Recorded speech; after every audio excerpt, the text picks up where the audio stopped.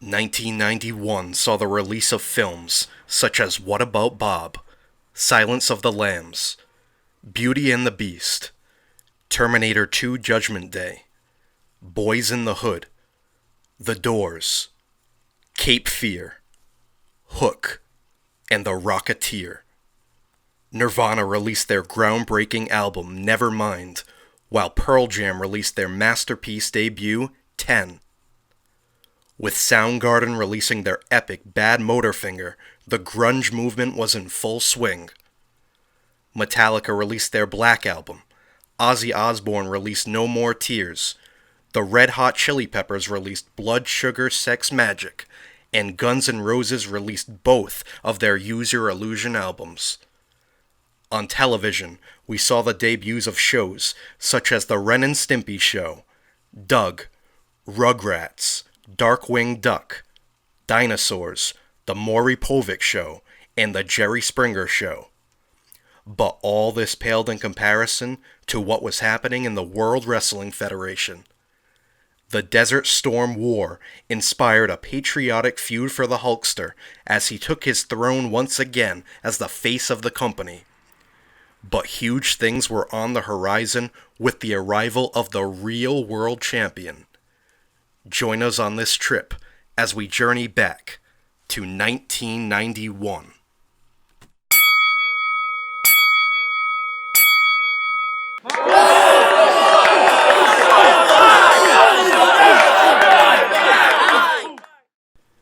Sensational Queen Sherri confronted WWF champion The Ultimate Warrior at the Royal Rumble.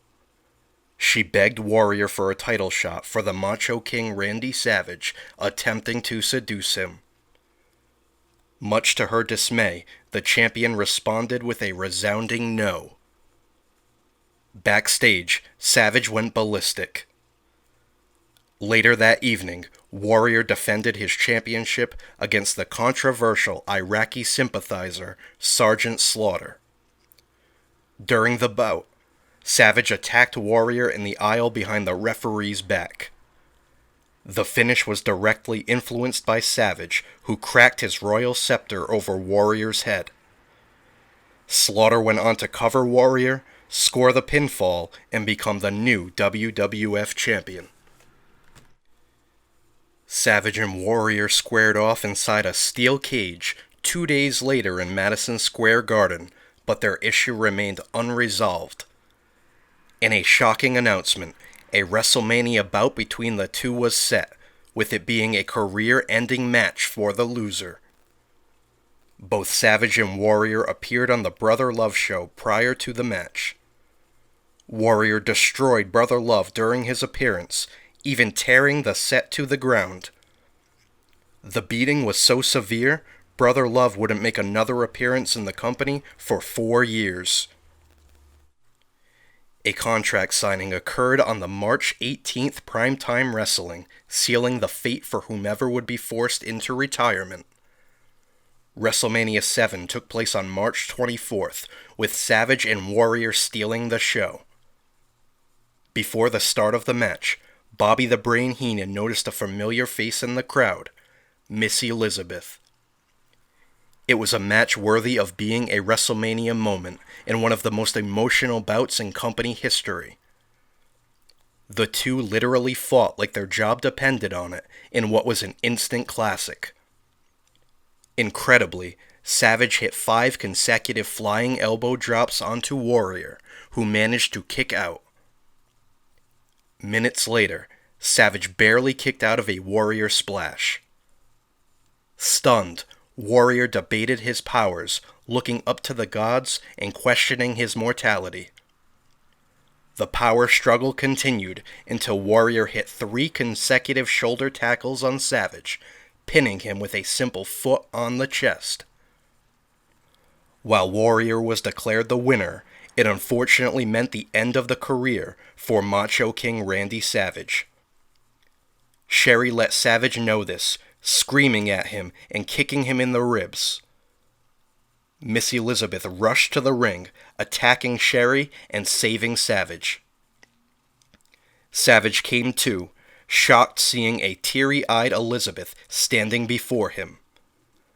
The two embraced, with Savage raising Elizabeth onto his shoulders one last time. There weren't many dry eyes after that WrestleMania moment. Savage would go on to provide commentary for Superstars alongside Vince McMahon and Rowdy Roddy Piper. Hulk Hogan was victorious in the 30-man Royal Rumble match, last eliminating Earthquake. While this didn't guarantee Hogan a championship match at WrestleMania 7, a heated rivalry was sure to secure his shot. Following Slaughter's title victory, the United States declared war on Iraq, adding major heat to Slaughter's title reign. The main event occurred on February 1st, with the WWF champion Sergeant Slaughter defending his title against Hacksaw Jim Duggan. Slaughter protected his championship, getting himself disqualified by attacking Duggan with a chair.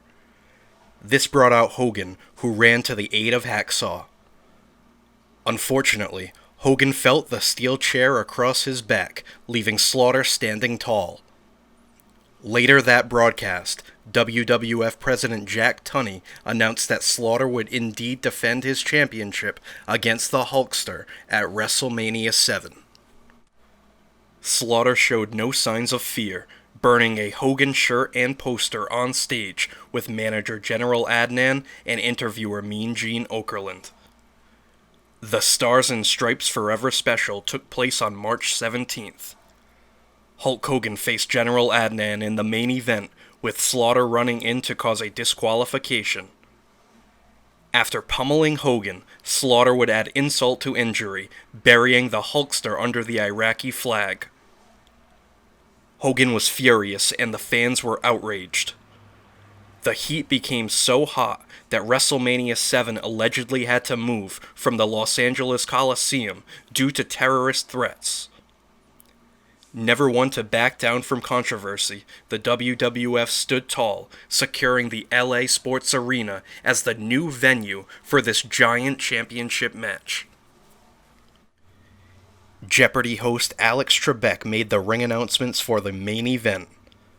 Slaughter entered the ring to a chorus of boos.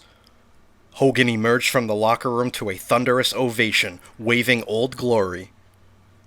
The bout wasn't pretty, with the two brawling, scratching, and clawing their way to gain supremacy. Slaughter busted open Hogan, opening up a hefty cut over the Hulkster's eye. But Hogan persevered, hulking up, hitting the big boot and leg drop, and once again becoming WWF champion. Patriotism and Hulkamania ran wild hand in hand as Hogan celebrated in the ring. With blood pouring down his face, he waved the American flag and celebrated his third WWF Championship victory. The celebration was short-lived, as Slaughter would attack Hogan later that evening, throwing a fireball in his face. Slaughter's army grew with the debut of Colonel Mustafa, formerly known as the Iron Sheik. With the guidance of General Adnan, Slaughter still stood as the most controversial figure in the WWF.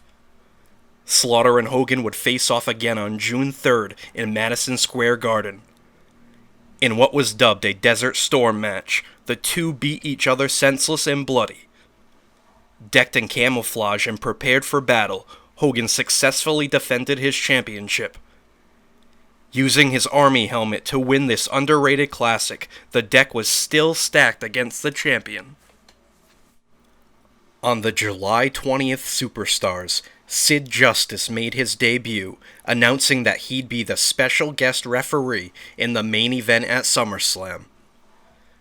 Dubbed the Match Made in Hell, WWF champion Hulk Hogan and the Ultimate Warrior would face Sergeant Slaughter, Colonel Mustafa, and General Adnan. Sid claimed to be impartial, despite being spotted with both tag teams prior to the bout. He kept to his word, calling the match down the middle. Against all odds, Hogan and Warrior were victorious, bringing Madison Square Garden to its feet. Hogan and Sid celebrated, posing for the crowd and beginning a friendship. 1 month later, Slaughter would scream, "I want my country back." The American fans forgave Slaughter, and he continued to support the USA for the rest of his career. The $1 Million Man, Ted DiBiase and Virgil, began the year feuding with the father and son team of the American Dream Dusty and Dustin Rhodes. Vignettes aired leading up to the bout, with DiBiase mocking the Rhodes family's Texas heritage. Decked in a cowboy hat and boots, DiBiase and Virgil walked through a barn and across a farm, with DiBiase stepping in cow manure. Virgil was humiliated, forced to clean DiBiase's boots with a rag. On the January 12th Superstars, DiBiase continued the humiliation, throwing money on the canvas and forcing Virgil to pick it up. The Royal Rumble came, with the Rhodes family getting their hands on DiBiase and Virgil. DiBiase rolled up a distracted Dusty to score the victory. Following the bout, DiBiase demanded that Virgil strap the $1 Million Championship around his waist. Virgil was hesitant, sending DiBiase into an uproar. Virgil then struck DiBiase with the gold, ending their 4-year pairing. Virgil would go on to align himself with Rowdy Roddy Piper, who taught him what it means to be a man. This ate away at DiBiase, even becoming distracted by Virgil and losing a match against an enhancement talent on the March 23rd Superstars. Days before WrestleMania 7, Piper injured his leg in a motorcycle accident. Despite this, he made his way to the ring with the aid of a crutch to support his friend Virgil. Virgil gained a measure of revenge on DiBiase, but the feud was far from resolved. DiBiase went after Piper and got himself counted out. Sensational Sherry came to the aid of DiBiase and aided in beating down Piper. Virgil would eventually clear the ring, wielding Piper's crutch. In another emotional WrestleMania moment, Virgil demanded that Piper get to his feet and prove he's a man. Piper grit his teeth and pulled his way up the ropes to his feet. Piper gained his revenge on DiBiase 1 month later in a match inside Madison Square Garden.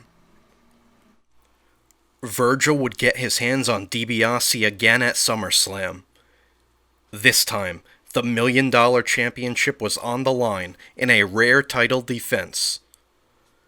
Piper provided commentary, delivering a passionate performance and cheering on Virgil. In what was considered an upset, Virgil emerged victorious, becoming the new $1 Million Champion. DiBiase was beside himself at the loss of his prized possession and wouldn't receive a rematch for months. That rematch came on the November 24th Survivor Series Showdown. Newcomer Repo Man helped DiBiase recapture the championship. The year featured numerous debuts and returns. Ricky the Dragon Steamboat made his return on the March 30th Superstars. He debuted a new gimmick, wearing entrance gear resembling a dragon and even breathing fire. The Viking debuted on the March 2nd Superstars, wielding a sword and donning a Viking helmet. The character would quickly undergo a name change to the Berserker. Erwin R. Shyster made his debut on the March 30th Superstars in a vignette hyping his debut. Known as IRS for short, he was the WWF's resident accountant, declaring that all the superstars were tax cheats.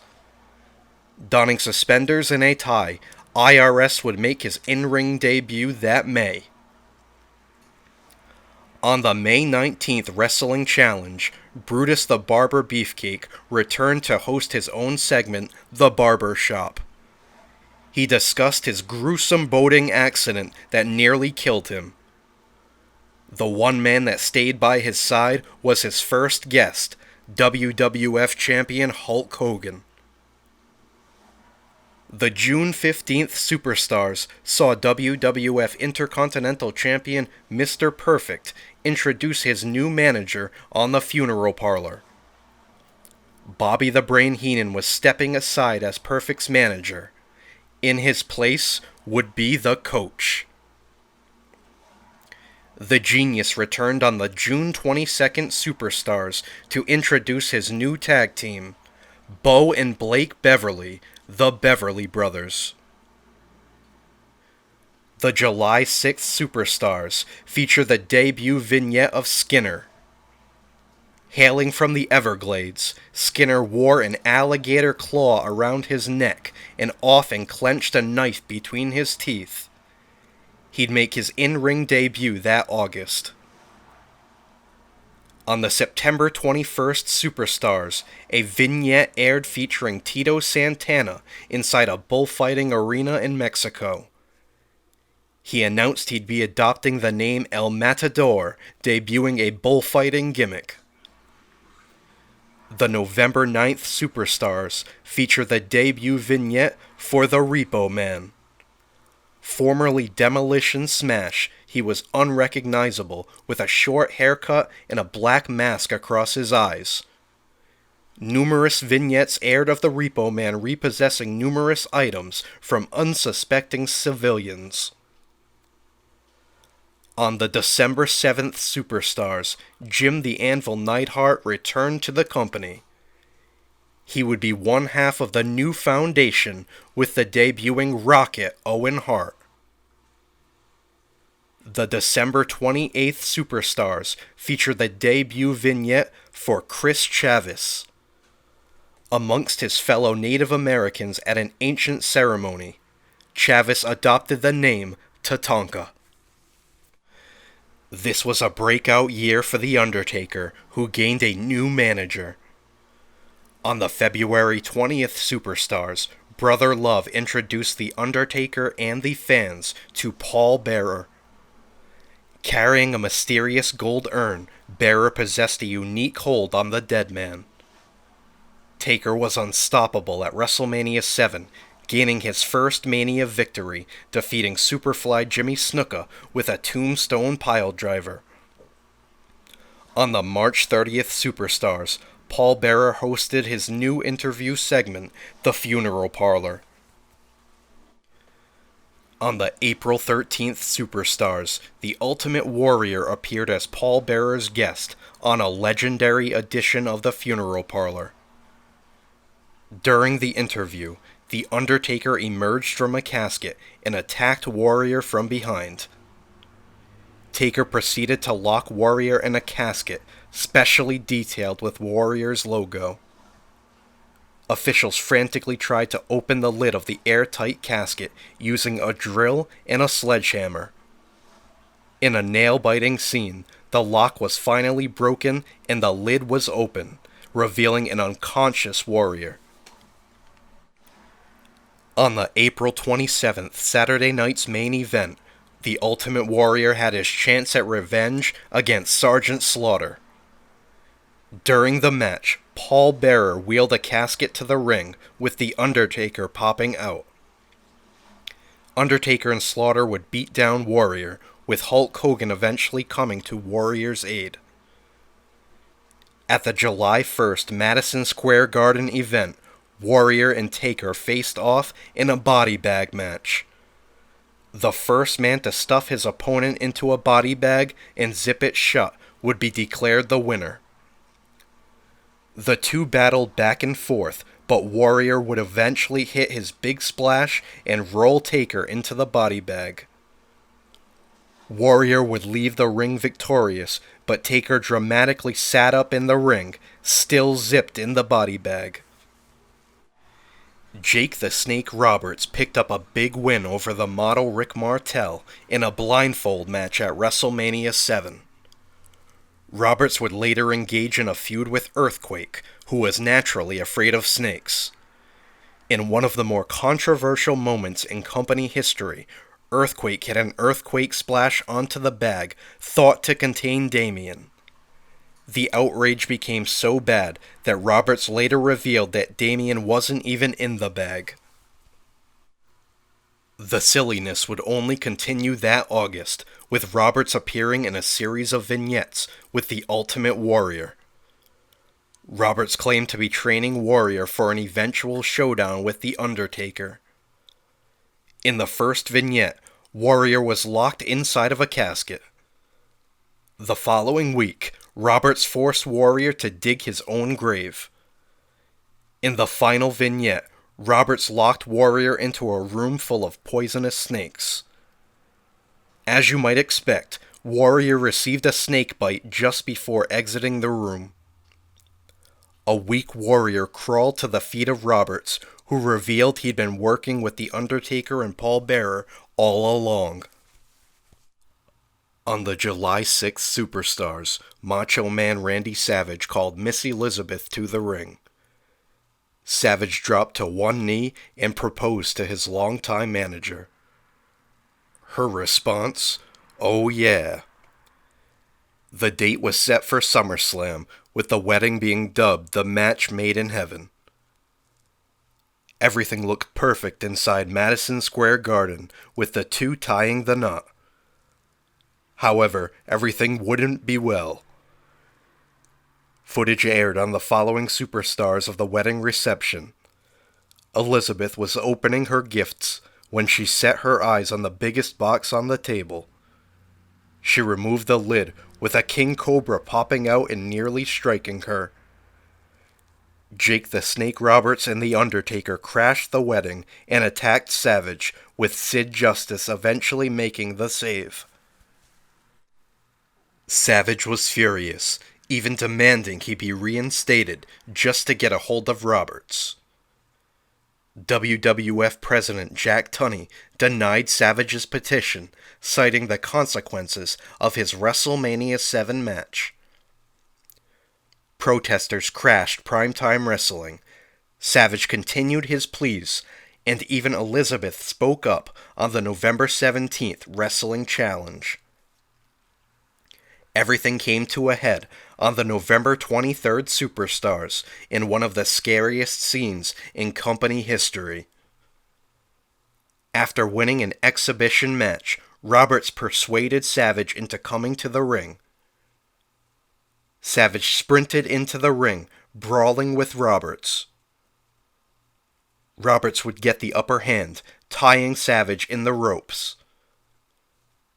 Shockingly, Roberts took out the King Cobra and forced it to latch onto Savage's arm. Officials and Rowdy Roddy Piper rushed to the ring, chasing Roberts away. The poison ran through Savage's veins as he stubbornly fought off help from officials. Eventually, Savage was stretchered off, leaving the audience stunned.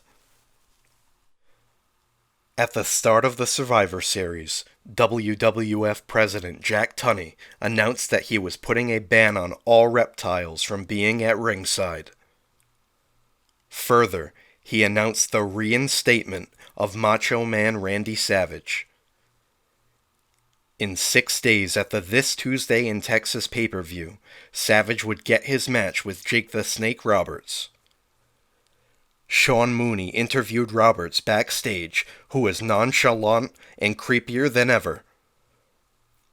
Mean Gene attempted to interview Savage, but the Macho Man quickly took over the microphone, cutting a scathing promo on Roberts and reciting a brutal foreshadowing of things to come.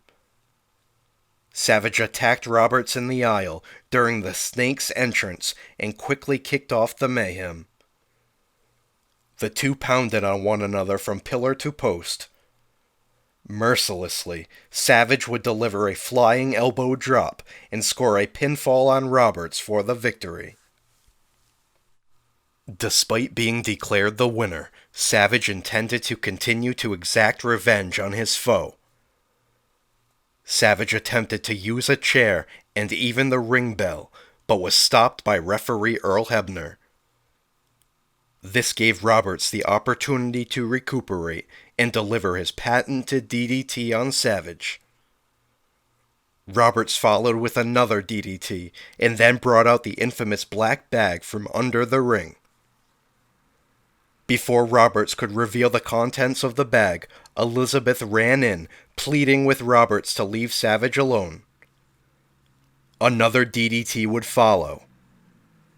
Elizabeth cried over a wounded Savage as Roberts put on his infamous black glove, usually signaling an appearance from the King Cobra. In a heinous act, Roberts went on to strike Elizabeth, with the audience roaring in disapproval. Gorilla Monsoon on commentary would declare, "He's not a man, he's an animal."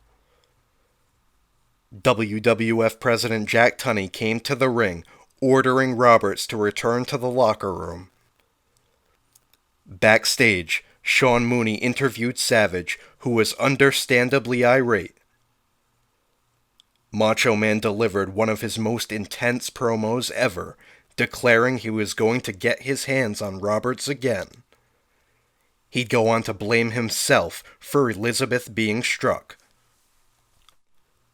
The Hart Foundation began the year as WWF Tag Team Champions. They managed to get past the Legion of Doom at the March 12th WrestleFest. But they wouldn't have their titles for very long. On the February 16th Superstars, the Nasty Boys were victorious in a tag team battle royal. They'd receive their title shot at WrestleMania 7, with Jimmy Hart aiding the Nasty Boys in becoming the new WWF Tag Team Champions. The Legion of Doom were riding high after winning their feud with Demolition. They were coming off a wild brawl at the March 30th WWF SWS WrestleFest, where they faced WWF Champion Hulk Hogan and Genichiro Tenryu.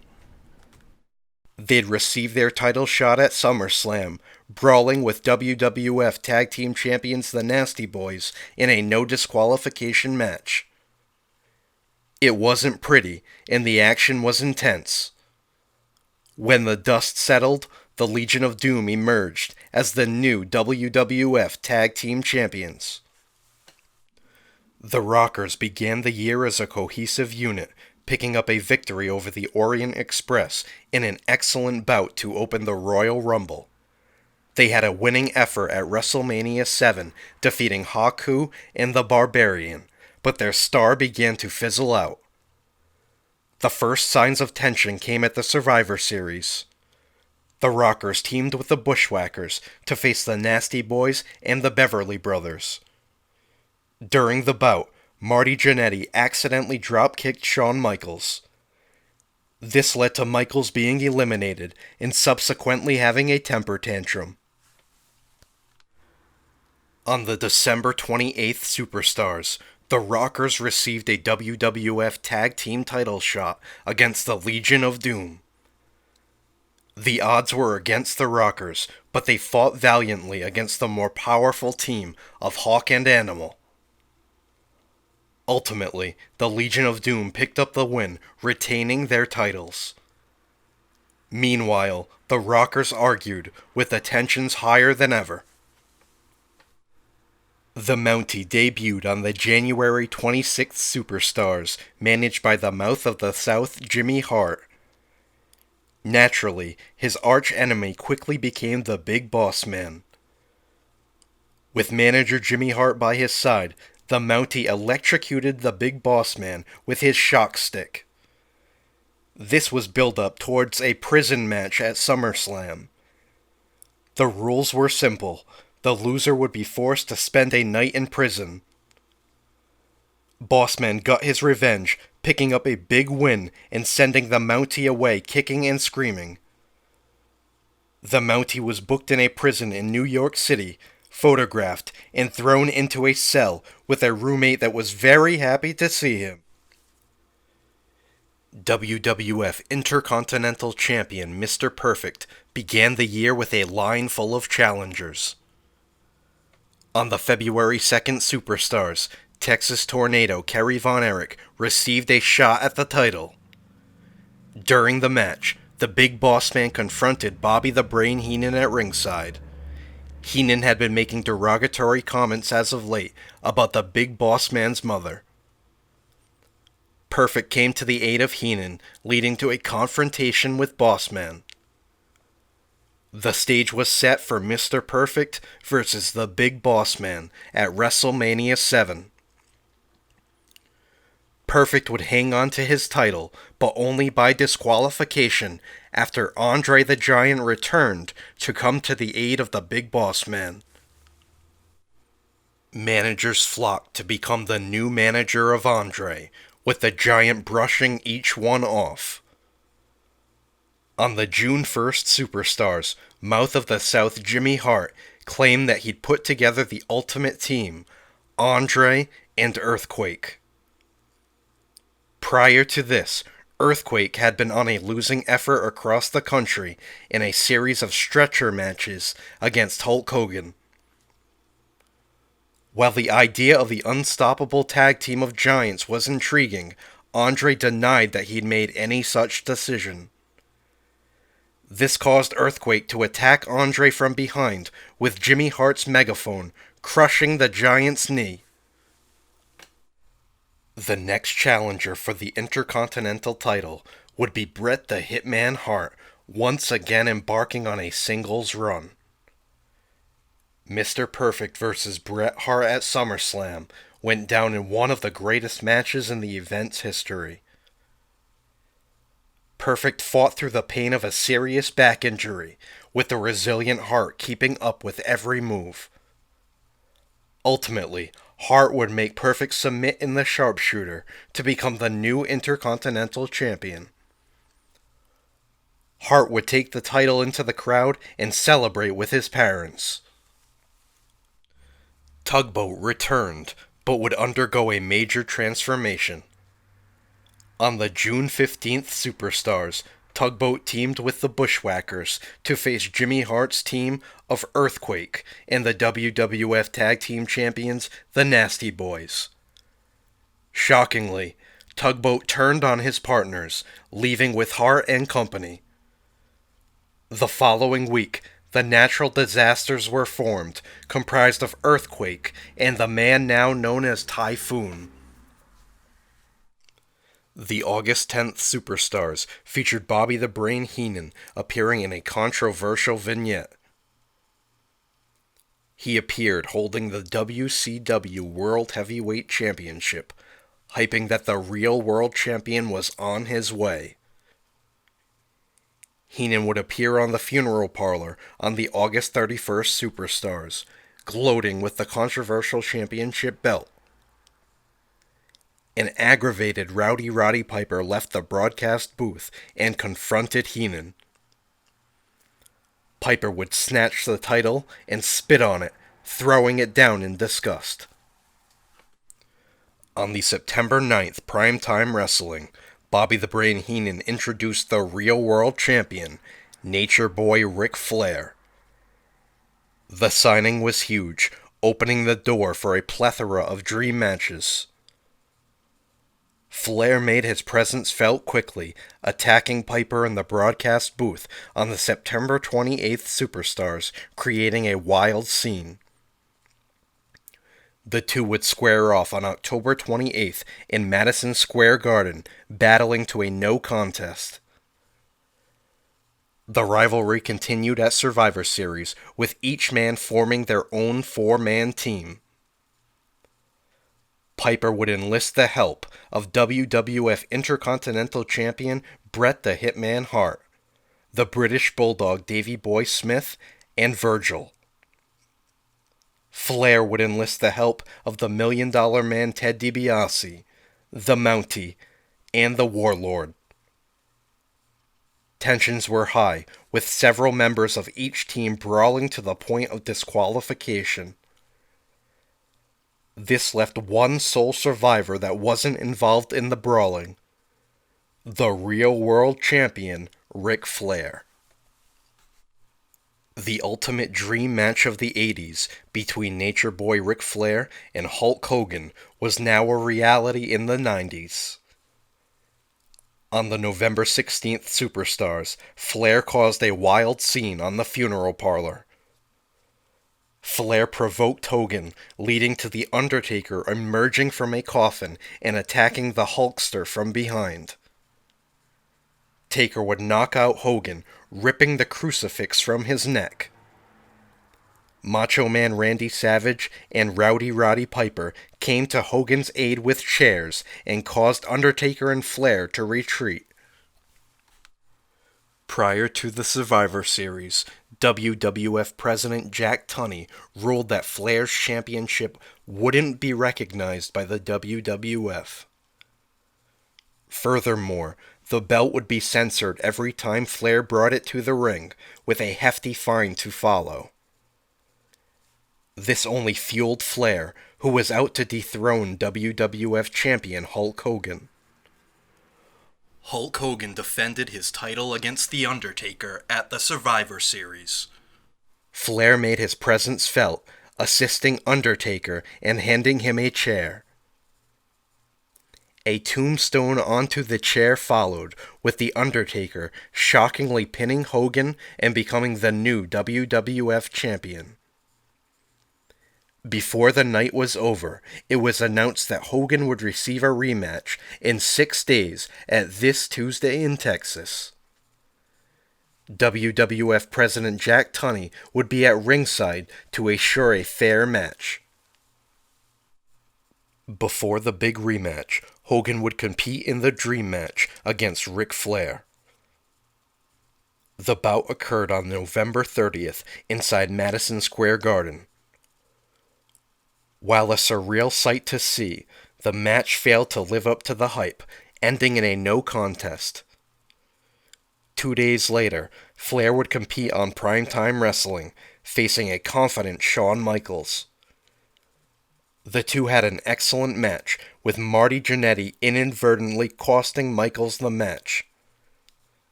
The Nature Boy once again squeaked by with a victory. December 3rd was the date for the rematch between WWF Champion The Undertaker against the immortal Hulk Hogan. Flair would make an appearance, with Tunney immediately trying to restrain him. Hogan would sneak up behind Flair and clobber him on the back with a chair. In turn, Flair heaved his body into Tunney, temporarily knocking him out. Flair hopped onto the apron with a chair, screaming for Undertaker to throw Hogan over.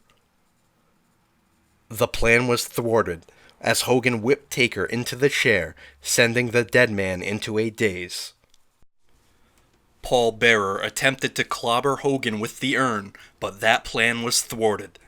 Hogan poured the contents of the urn into his hand, blinded The Undertaker with it, and rolled him up to score a pinfall victory. On the December 7th Superstars, WWF President Jack Tunney made a shocking announcement. Due to the controversy in the finish of the title match days prior, the WWF Championship was declared vacant. We'd have to wait until the new year, as the champion would be crowned in the 1992 Royal Rumble match. Hogan and Flair would face off once again on December 29th in Madison Square Garden. Hogan managed to defeat Flair by countout, but Flair still had a chip on his shoulder heading into the new year.